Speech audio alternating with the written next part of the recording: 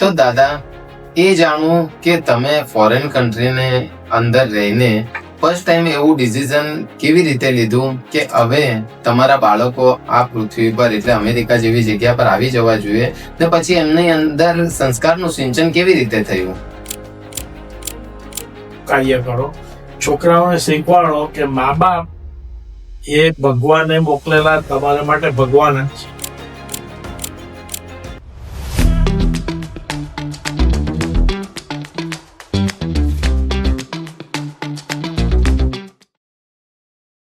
જય શ્રી કૃષ્ણ મિત્રો.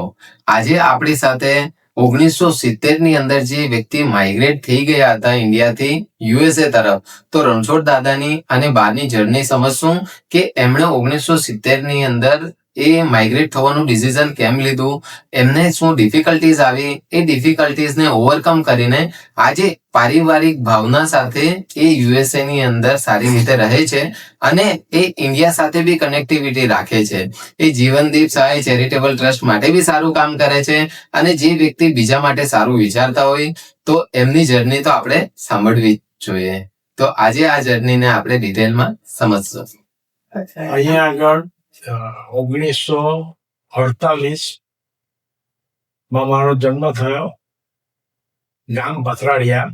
બાપુજીનું નામ લખુભાઈ ચીતાભાઈ પટેલ, બાનું નામ જીવીબેન લખુભાઈ પટેલ. અમે સંયુક્ત કુટુંબમાં રહેતા હતા. જ્યારે ખાવા બેસીએ ત્યારે 25 થી 50 માણસનો કાફલો હોય. એક આજના પ્રમાણે 2 વ્યક્તિ કે 4 વ્યક્તિ નથી હોતા. ત્યારે તો બધા સંયુક્ત રહેતા હતા, એટલે અડધી વાર ખાવાનું પણ નહીં મળતું. એક દાખલો આપું કે 1970 માં હું અમેરિકા ગયો, પહેલા અમારા ઘરમાં જો એક તરબૂચ લીધું હોય, વોટરમેલન, જો એના ભાગ કરવામાં આવે તો લાલ ભાગ કોઈની ભાગ નહીં જતો, મોટા ભાગે લીલું છોટવું જ આવતું. સો આવી પરિસ્થિતિમાં ઉધારી કરીને અમેરિકા ગયા. લગ્ન કરીને 15 દિવસમાં અમેરિકા ગયો. આ કપલમાં બેઠા છે એટલે મારે આ વાત કરવી પડે કે 15 દિવસ અમેરિકા ગયો. બાએ બીજા 3 વર્ષ ભણ્યા અને ત્યાર પછી 4 વર્ષ પછી આવ્યા. એમણે પણ ગ્રેજ્યુએશન કર્યું. હું ગ્રેજ્યુએશન કરીને માસ્ટર પણ કર્યું. એમાંથી એડમિશન મળેલું ને ત્યાં આગળ જઈને ઇલેક્ટ્રોનિક્સ એન્જિનિયરિંગ કર્યું. ફીના પૈસાની તકલીફ હતી. એકવાર વિઝા પણ ડિનાઇડ થયેલા, છતાં ગમે એમ કરીને જવું છે તો પહોંચ્યા. ત્યાં પહોંચ્યા પછી સંદીપભાઈ પૂછે છે કે તમારી જર્ની કેવી રહી? ભાઈ, કોઈ સગાવાળા નહીં, કોઈની જોડે રહેવાનું. એક બે મિત્રોએ રાખ્યા, તો અમે અહીંયાથી થોડા પૈસા લઈને ગયા હતા કે ચાલો કોઈ જગ્યાએ હોટલમાં રહેવા જઈએ. કે ભાઈ અહીંયા હોય જાય છાનોમાનો. તો અમે ત્યાં એક રૂમમાં નાની 10 બાય 10 ની ઓરડીમાં 3 રહેતા હતા અને 2 જણા રહ્યા. 5 જણા 10 બાય 10 ની ઓરડીમાં રહેલા છે 2-4 દિવસ, 5 દિવસ. જર્ની એટલી ડિફિકલ્ટ છે કે તમે નવી જગ્યાએ જાઓ, નવી ભાષા, નવો વ્યવહાર, નવા માણસો, બધું તકલીફનું કામ છે. એમાં પણ ભણ્યા અમે સ્કૂલે ચાલતા જતા, બસનો પાસ હતો છતાં બી ઘણી વાર બસ ટાઈમે નહીં આવે. બસ પર અડધો કલાક ઉભા રહેવું, એના કરતા 20 મિનિટ ચાલીને ઘરે પહોંચી જવું સારું, એવું વિચારતા કે જેથી ઘરે આવીને કંઈક કામ થાય. ત્યાં આગળ ઓનેસ્ટલી કહું તો લીગલી રહેવા માટે અમે ઇલીગલી કામ કરેલું છે. અમને ખરેખર કામ કરવાની પરમિશન નહીં હતી, પણ in those days social security મળી જતો હતો, એટલે બહુ ડિફિકલ્ટી નહીં પડેલી કામની. પણ અહીંયાથી ભણતા ગયેલા, કોઈ વસ્તુનો અનુભવ નહીં, ખાવાનું જાતે બનાવવાનું, કોઈની હેલ્પ નહીં. ડિફિકલ્ટી તો ઘણી પડી, પણ ભગવાનની કૃપા કે બધામાંથી પાર થઈ ગયા અને સારી કુટુંબમાંથી, પેરેન્ટ્સના સારા સંસ્કાર, એની જોડે અમારું શિક્ષણ અને હિંમત, આ બધું ભેગું કર્યું એટલે આગળ જવામાં મદદ થઈ. અને હિંમત તો રાખવી જ પડે, કારણ કે ત્યાં આગળ જો તમે તૂટી ગયા તો તમને કોઈ આંસુ પૂછવા વાળો મળે નહીં, એની હું ગેરંટી આપું. એક પ્રોગ્રામ હતો, એની અંદર એક ભાઈ કહેલું કે અહીંયા ઇન્ડિયા વાળાને એવું છે કે અમેરિકામાં બધા ડોલરના ઝાડ છે તો ડોલર તોડી લાવે, પણ ખરેખર બાવળામાં બળ રાખવું પડે અને મગજને ઠંડુ અને સ્વસ્થ રાખવું પડે. જો એ 2-3 વસ્તુ નહીં કરી શકતા હોય તો તમે અજાણી જગ્યાએ જઈને જીવવું એ બહુ અઘરી વાત છે. સો એમાંથી પાસ થતા ડિગ્રી લીધી, ઇલીગલ નોકરી કરી, ફ્રેન્ડ્સ અને રિલેટિવ્સના સપોર્ટથી ધંધો લીધો અને આગળ વધ્યા. ધંધામાં બરકત થઈ કેમ કે તમે જો સારા કુટુંબમાંથી સારા સંસ્કાર લઈને આવેલા હોય તો પ્રભુ તમારી સાથે હોય ને હોય જ, એની હું ગેરંટી આપું છું. કારણ કે તમારે કર્મ કરવાનું, ફળની રાહ નહીં જોવાની. ફળ તો ઉપરવાળો દેતા જ રહે.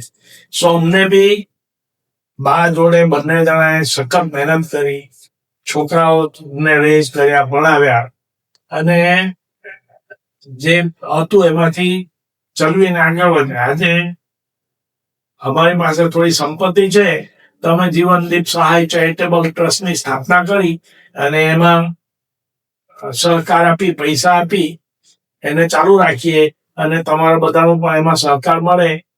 એમાં અનાથ અને ગરીબ છોકરાઓને આપણે ભણાવીએ છીએ 1 થી 10 સુધી. ચોક્કસ 10 થી આગળ ભણવું હોય તો એ લોકો સારા સ્કોરથી પાસ થવું પડે. પણ ત્યાર પછી મારો પર્સનલી વિચાર છે કે આગળ આપણે વોકેશનલ સ્કૂલ જેવું ચાલુ કરીએ કે જેનાથી જે છોકરાઓ આગળ નહીં ભણી શકે એ કોઈ સ્કિલ શીખી લે અને પોતાનું જીવન નિર્વાહ ચલાવે, ફેમિલીને પણ ચલાવે, જેથી ગુંડા, મવાલી, ભિખારી ઓછા બને. તો દાદા, એ જાણવું કે તમે ફોરેન કન્ટ્રીને અંદર રહીને ફર્સ્ટ ટાઈમ એવું ડિસિઝન કેવી રીતે લીધું કે હવે તમારા બાળકો આ પૃથ્વી પર એટલે અમેરિકા જેવી જગ્યા પર આવી જવા જોઈએ, ને પછી એમની અંદર સંસ્કારનું સિંચન કેવી રીતે થયું? પહેલા તો એવું છે કે એવરીથિંગ ઇઝ ટફ. ટાઈમનો અભાવ હોય, નોકરીએ ટાઈમે જવાનું હોય, અથવા ધંધો તો અમારો 24 કલાકમાં લઈને બેઠા હતા. સો આંટીએ મેન ધંધો બી ચલાવ્યો, છોકરાઓ બી રેઝ કર્યા, મારા પેરેન્ટ્સને રાખીને એમની પર સેવા. બહુ difficult time we went through. Gracious of the God that we are alive and do a lot of things for whom he needs us. Thank you. તો બા, મારે તમને પૂછવું કે બાળકની અંદર તમે સંસ્કાર કેવી રીતના ડેવલપ કર્યા? કેમ કે આજે જોઈએ છે કે તમે સંસ્કાર એવા આપ્યા છે કે આજે એ બાળકો તમારી સેવા બી કરે છે, સાથે બી રહી છે, તમે ફરો બી છો, અને એકદમ આજે યુએસએ એટલે એકદમ ન્યુક્લિયર ફેમિલીનો કોન્સેપ્ટ, ને એની અંદર બી તમે પારિવારિક ભાવના કેવી રીતના જાળવી બા, એ થોડું જણાવો. જો ત્યાં અમેરિકન પીપલ હોય પણ અમે આપણા ગુજરાતી સમાજ ને બધું ખરા ને, એટલે બધાને ભેગા થાય એવી રીતના બધા પ્રોગ્રામ કરતા અને મહિનામાં 1 વખત બધા ભેગા થઈએ. એટલે છોકરાઓને સાથે લઈ જઈએ તો છોકરાઓ બધા સાથે મળે, ગુજરાતી આપણા ઇન્ડિયન પીપલ લે, અને મંદિરમાં લઈ જઈએ, ધાર્મિક સ્થળો લઈ જઈએ અને બધા ધાર્મિક મૂવી બતાવીએ. આ રીતના છોકરાઓના અમે સંસ્કાર આપ્યા. અને પેરેન્ટ્સને અમે અમેરિકા બોલાવી લીધા તો તેમની સાથે રહી છોકરાઓ, એટલે તે થોડા પેરેન્ટ્સ અમને સંસ્કાર મા બાપ પાસેથી મળે છે. તો બા, આજના બાળકો જે મોટા થાય છે તો એ લોકોની અંદર શું સંસ્કાર સિંચન કરવામાં મા બાપે ધ્યાન રાખવું જોઈએ અમેરિકામાં, એ થોડું જણાવો તમે. એટલે શું તમે આજના બાળકો જે મોટા થાય છે તો એમના મા બાપ એમના ઉપર ધ્યાન નથી આપતા, તો એ મા બાપે શું ધ્યાન રાખવું જોઈએ સંસ્કારના સિંચનમાં, એ થોડું જણાવો. છોકરાઓને તો અમે કાયમ કહીએ છીએ કે આપણી ઇન્ડિયન કલ્ચર બિલકુલ ભૂલવાનું નહીં. અમેરિકામાં તો રહો છો, અમેરિકન કલ્ચર તમે અપનાવો છો તે પણ બરાબર છે, પણ આપણી સંસ્કૃતિ નહીં ભૂલવાની, આપણું કલ્ચર ને આપણે એમાં સંસ્કાર આપવા એ આપણે ત્યાં એક નિયમ છે કે તમે ઘરમાં જે કરો એની કોપી થતી હોય બાળકોમાં. તમે ચોરી ચકારી કરતા હોય, ખોટું કરતા હોય તો બાળકો એ જ શીખવું છે. સો પહેલા તો તમે સ્વસ્થ થાઓ કે તમે સારું કાર્ય કરો. છોકરાઓને શીખવાડો કે મા બાપ એ ભગવાને મોકલેલા તમારા માટે ભગવાન જ છે. કારણ કે વિધાઉટ મા બાપ તમારી અસ્તિત્વ નથી. સો મા બાપ એ તમારા પહેલા ભગવાન. ભગવાન તો છે જ, આપણે કોઈ જોયા નથી, કોઈ જાણતા નથી, પણ આપણે બધા વિશ્વાસ રાખીએ છીએ ભગવાન ઉપર. પણ પહેલા માં અને બાપ. જ્યારે જ્યારે બાળકો સારા નીવડે તો માને પહેલો પ્રતાપ મળે, અને જો ખરાબ નીવડે તો મોટા ભાગે બાપનો જ વાંક હોય. પણ માને બાપ પહેલા એ લોકોને મળે કે છોકરાઓને શું શીખવાડવું. હવે એની સાથે ભણતર. તમારું જો પાસે સંસ્કાર સારા હોય, તમે ઘરમાં સારી ટેવો પાડી હોય, ઘરમાં બધું શીખવાડ્યું હોય સારું ભગવાન વિશે, અથવા તો કેમ આપણે પાસે મલ્ટી ગોડ્સ છે જુદા જુદા, એ વિશે બી તમે કંઈક શીખવાડ્યું હોય તો એ લોકોને ક્વેશ્ચન ઓછા થાય, તો એ તમારી સાથે આવે.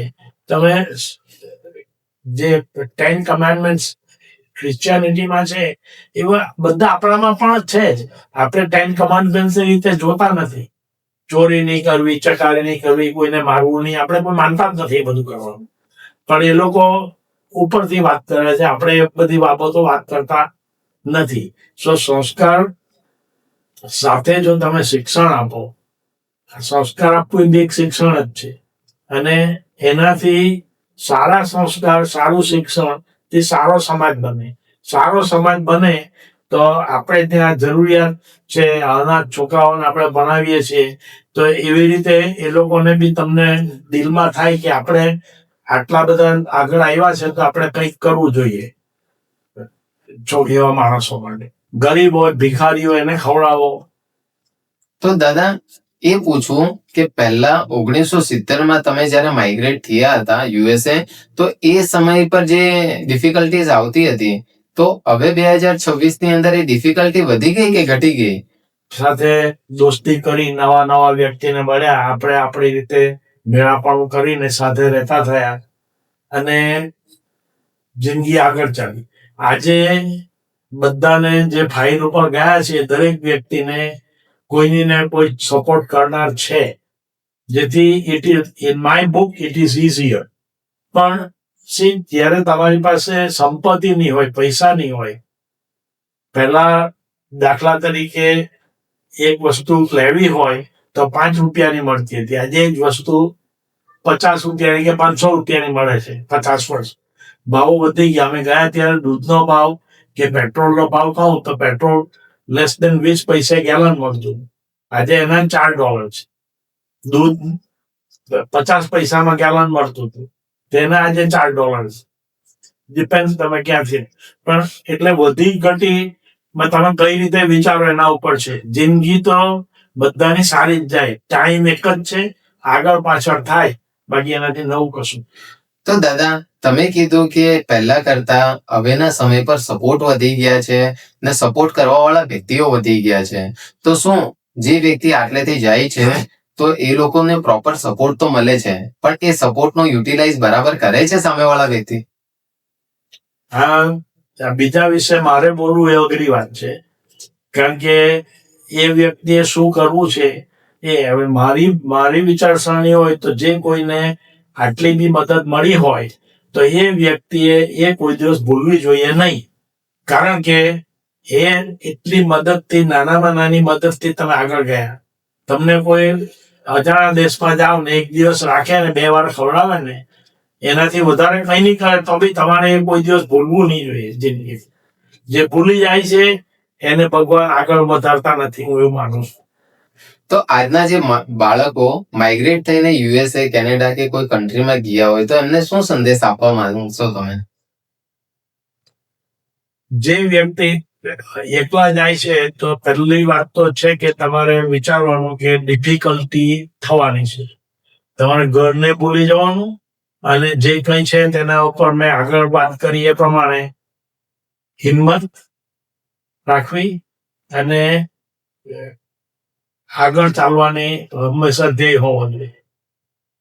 ભણવાનું છે તો તમે જે કામથી ગયા છે એને ભૂલવું નહીં જોઈએ, કે તમે પૈસાની લાલચમાં પડી જાઓ તો તમારા વિઝા પૂરા થઈ જાય, તમે વધારે ડિફિકલ્ટીમાં પડો. આ બધા પ્રશ્નો આવીને ઉભા જ રહે, જેથી તમે જે કાર્ય માટે ગયા છે એને બંધ નહીં કરવું, એને ચાલુ રાખવું. તો બા, મારે તમને પૂછવું કે એક નારી શક્તિ પુરુષને સપોર્ટ કરે છે ત્યારે જે આગળ વધે છે, તો તમે સપોર્ટ કરતી વખતે શું શું વસ્તુનું ધ્યાન રાખ્યું હતું? દાદાને કેવી કેવી રીતે મદદરૂપ થયા હતા એ થોડું જણાવો. જો એ ભણવા ગયેલા એટલે એમને પછી સારી જોબ મળી, તો મોર્નિંગમાં 5 વાગ્યાના ઉઠીને જોબ પર જાય, સાંજે 5 વાગે ઘરે આવે. મીનવાઇલ અમે નાના મસ્તી પ્રોપર્ટી રાખી હતી, તો હું બધું જ કામ જાતે જ કરતી હતી કે એ રીતે પૈસાનો બચાવ થાય અને અમને પણ મદદ રહી. અને એ રીતે મેં હેલ્પ કરી અને બાળકોને પછી મોટા કર્યા. પેરેન્ટ્સને બોલાવી લીધા, તો બધા અમે સાથે રહ્યા અને છોકરાઓને પણ મા બાપના ગ્રાન્ડ પેરેન્ટ્સનો સહારો મળે અને સંસ્કાર પણ મળે અને સાથે રહ્યા. કે દાદા તારા માટે બહુ અગત્યના છે.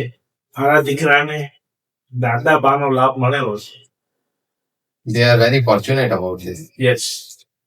પેરેન્ટ્સ અમારી સાથે જ અમેરિકા હતા છેલ્લે સુધી. એ લોકો તો મિત્રો, આજે આપણે સમજો કે રણછોડ દાદા ને એમની સાથે બા, એમણે શૂન્યથી જર્ની સ્ટાર્ટ કરી હતી 1970 ની અંદર, પણ એમનો દ્રઢ વિશ્વાસ હતો કે આપણે આ જીવનની અંદર એટલા ફોર્ચ્યુનેટ છે મા બાપના આશીર્વાદ સાથે કે આપણે યુએસએ માં કઈ ને કઈ તો કરી લેશું. ને આજે મિત્રો, એમણે બહુ બધું કર્યું છે. એમણે આજે પોતાના બાળકોની અંદર સંસ્કાર આપ્યા છે, બાળકોને પરિવાર ભાવના આપી છે, ને આજે આ સમાજ માટે કંઈક ને કંઈક કલ્યાણની કામ કરે છે, જેની અંદર જીવનદીપ સહાય ચેરિટેબલ ટ્રસ્ટના ફાઉન્ડર બી છે ને આગળ બી એ સપોર્ટ કરે છે. તો મિત્રો, તમે માઇગ્રેટ થયા હોય ને તમને કોઈ સમસ્યા હોય તો તમે કમેન્ટની અંદર જરૂર મૂકજો.